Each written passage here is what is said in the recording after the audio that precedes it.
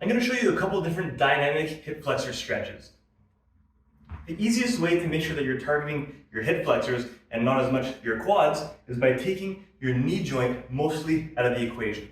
So the way we can do that is by being on our knees. We'll start off here standing tall. You may or may not already feel a stretch in your hip flexors right now. What we're going to do is slowly rock backwards until we feel an even bigger stretch.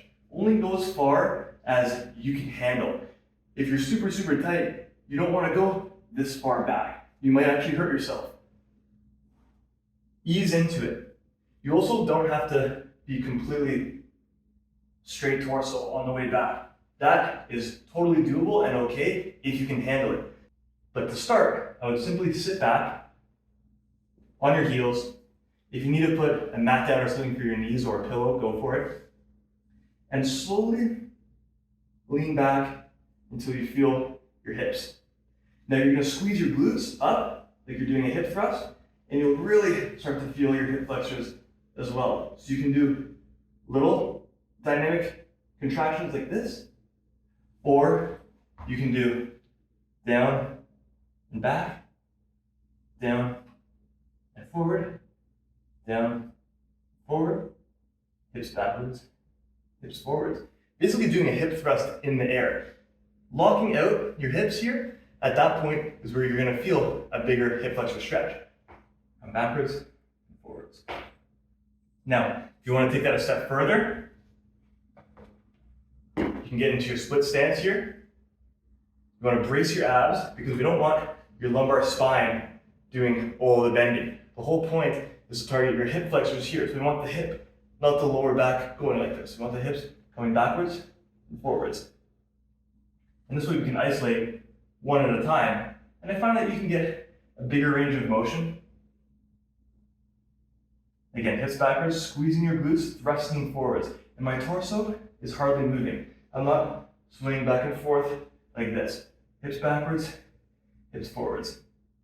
Now to take this a step further, you're gonna finish that thrust, feel a bit of the stretch in the hip flexor, and now you're gonna kneel tall like this, and you should feel a little bit bigger of a stretch. Again, try not to lean back with your lower back, but you wanna thrust the hips forwards by squeezing that glute a little bit more. Another way to do a dynamic hip flexor stretch is have your foot up on a bench like this.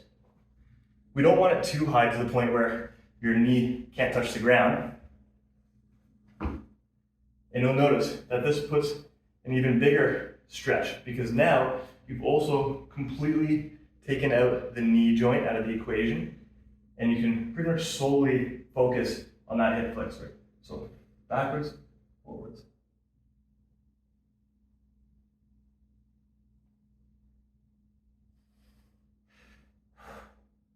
Now dynamic means that we're moving pretty much the whole time, backwards, forwards. You can do holds isometrically at the top. You're squeezing your glute, you're feeling the stretch, or you can just do a passive stretch. But this video is all about how we can do dynamic stretches for the hip flexors. Now this is an old school one, and I don't really like it too much.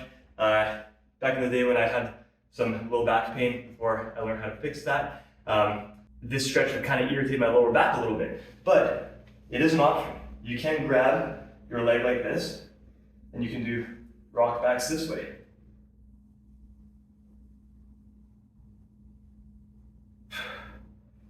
Now again, some people like to hold this, but this is all about dynamically moving and warming up and stretching our hip flexors.